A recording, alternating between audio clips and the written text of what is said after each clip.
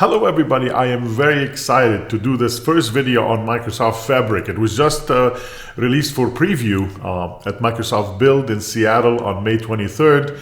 And I'm actually very excited to have a series of videos coming up on Vices TV regarding Microsoft Fabrics, from data engineering to data science, Power BI, data factory, a lot of the different pieces actually that Microsoft Fabrics brings to the table. In this specific video I'm doing right now, I would like to start with the Lakehouse, explain what the Lakehouse is and how to deal with it in Microsoft Fabric. That will be tremendous. So the first thing I'm going to do, go to your browser, for instance, in here, and we will need to go to a website called app.fabric.microsoft.com. Let's try to go there, and you will be asked to log into the system. I'm going to log in with my Microsoft ID in here. We'll enter the password and log in, and you will notice you will need a work or a school Microsoft ID. It cannot be a personal one to play around, at least for right now, with the Microsoft Fabric. Once you get in, this is the user interface for Microsoft Fabric. A lot of you that will be doing this for the first time, maybe you do not have a premium capacity or you didn't pay for it, you have a 60 days to play around with Microsoft Fabric. In my case, I already started the trial. In your case, when you click on your icon here all the way at the top right, there will be a button instead of mine that says cancel the trial. It will say start the trial. It will give you 60 days. I just started it yesterday. And with that, they will give you 60 days to play around with Microsoft Fabric. And I would definitely encourage you to do that to get a pretty good idea of all the different pieces that will make your data analytics life come true. Alrighty, let's go ahead. Now that I know that Microsoft Fabric is available, you will notice on the left side, all the way at the bottom, there will be an icon there called Microsoft Fabric. That's an important icon because when you click on it, you will be able to specify which area are you interested in working in right now. Do you want to do with Power BI or data factory, engineering, science, warehousing, or real-time analytics as well? You can start from any of them if you would like. In my case in here, I'm going to go ahead and start first of all with data engineering. Let's click on data engineering. And right now you will be given automatically a workspace, and everything is based on workspaces inside of Microsoft Fabric. Very similar to how people are used to work in Power BI pretty much.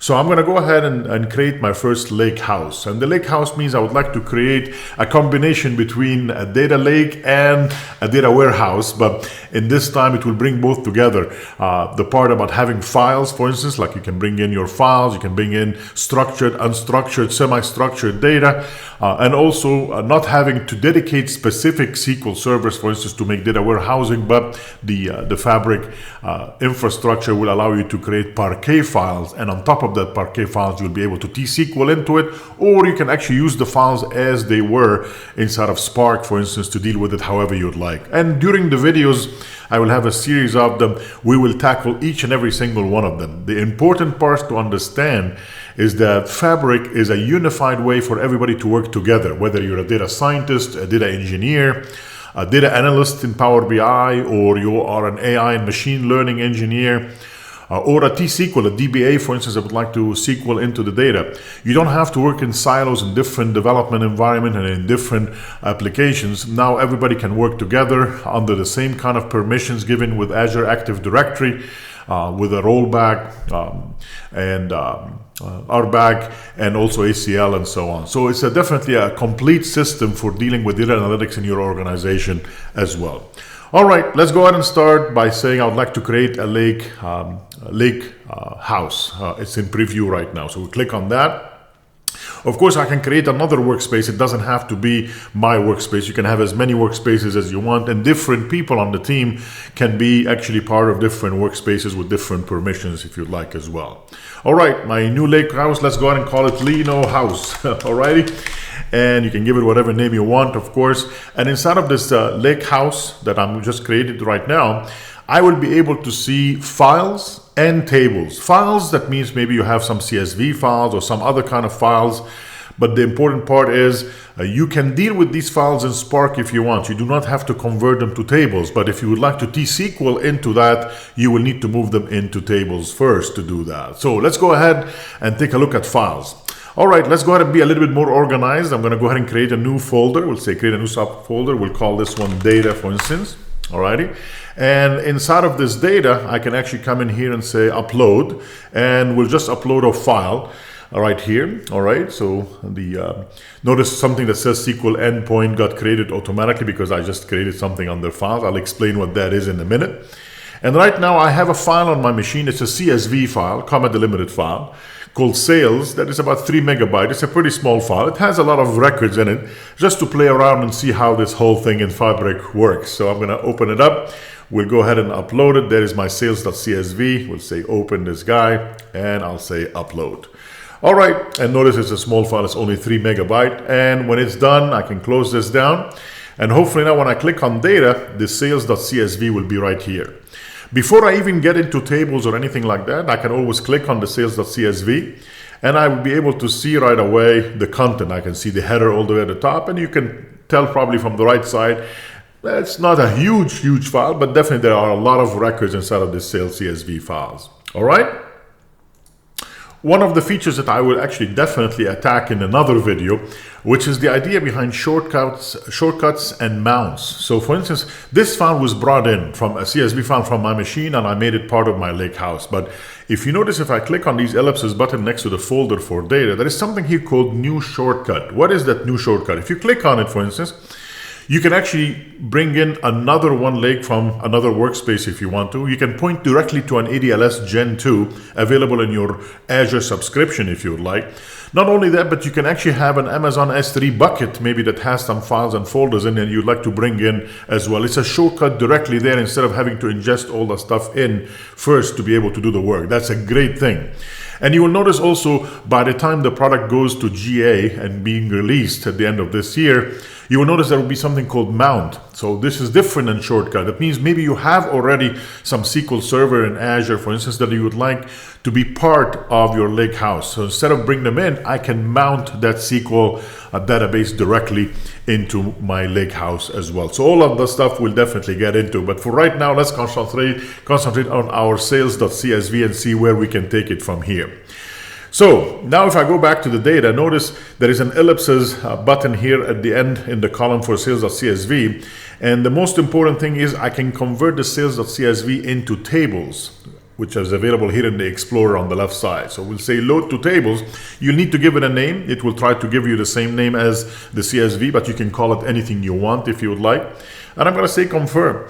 And now we'll wait a few seconds, and now the sales.csv is being converted into a table, and tables are going to be in Delta format. That's an open source format. It's an excellent format coming in from Databricks, for instance.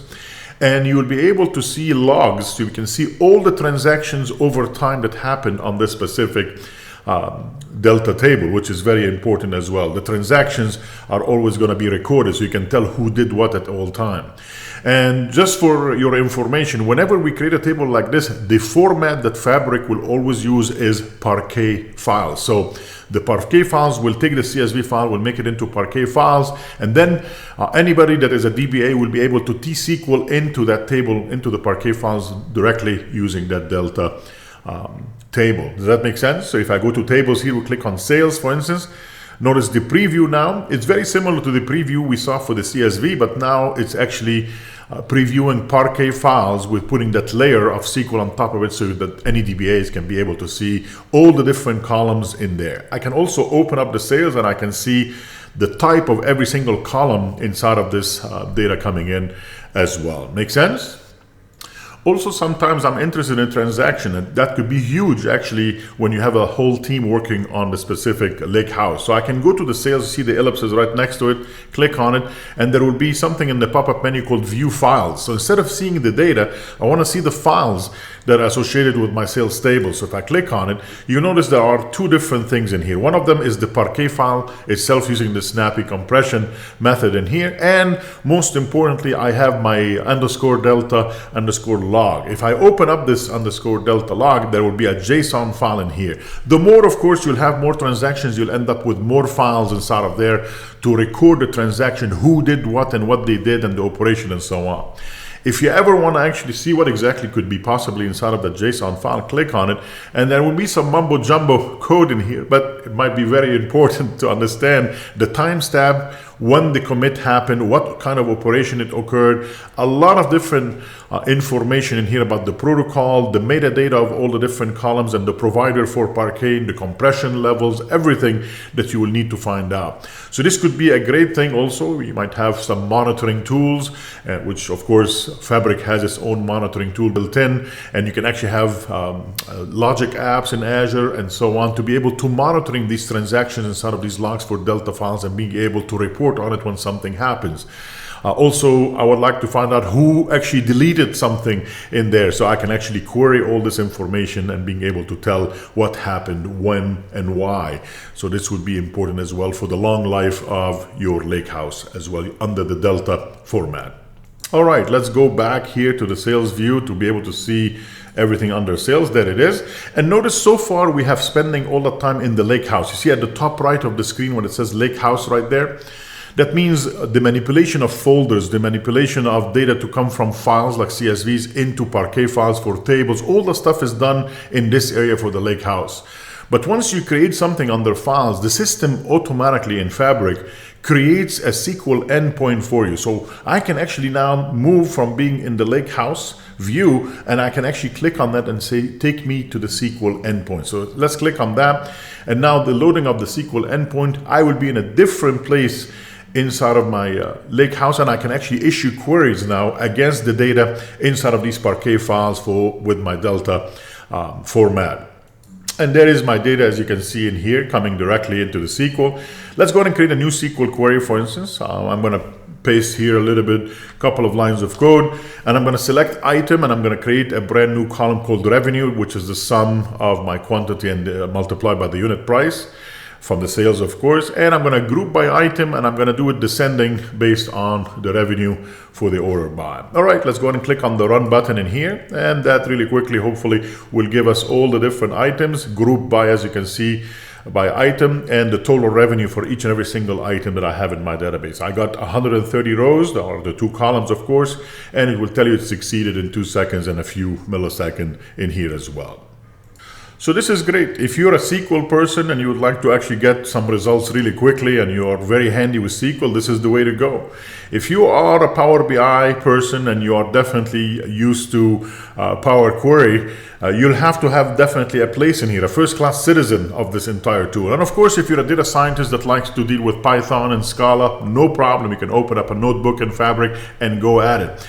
So the system does not force you to work one way or another. It will actually allow you to work the way you want to and have the whole team work together in the same environment with the same permission and security and everything else as well. So if I don't want to use SQL, let's go ahead and click on new visual query, for instance.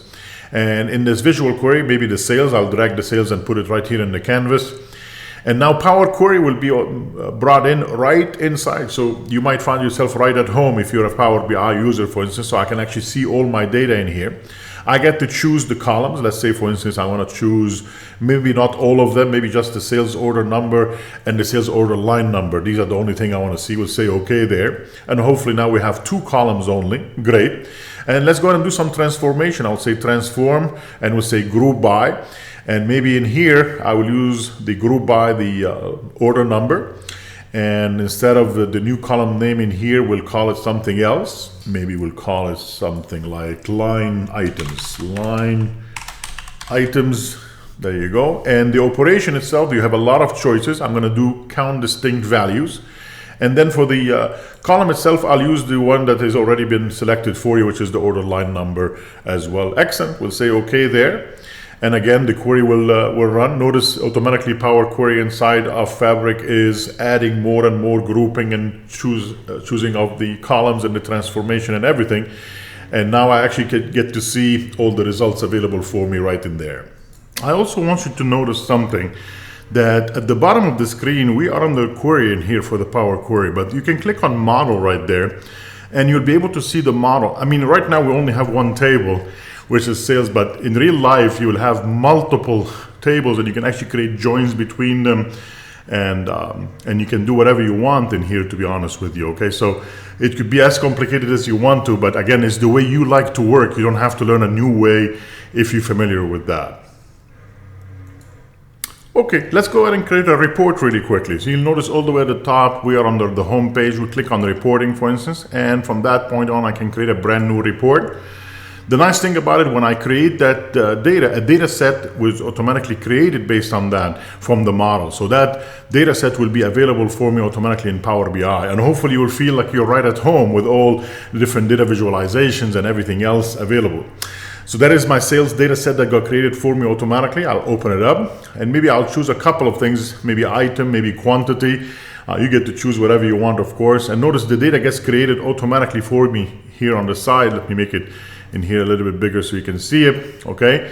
And maybe I just want to use some the clustered bar chart instead of the table format. So make sure it's selected first, so click on it, and then we'll click on the clustered bar chart, for instance, and it will show you that the water bottle 30 ounce was the biggest quantity in here. So visually, you can create whatever you want to make this an easy way to deal with the visualization of the data in Power BI.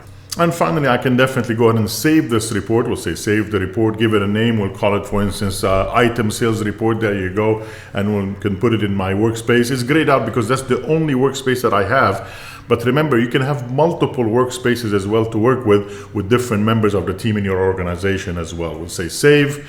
And now I saved that. That means this will be available for me as an artifact in my lake house. If I go back to my workspace, for instance, in here, you will notice this is what you want to make sure you have in your workspace. Okay, I will have my lake house that I created. I have my SQL endpoint, the data set that got created for me automatically based on the model, and finally the report. All the stuff will be available as a artifact inside of my workspace, available in Fabric as well. So hopefully that was a very quick way just to show you how to take a very simple CSV file, sales, and being able to deal with it by putting it in the lake house, OneLake that everybody can get access to.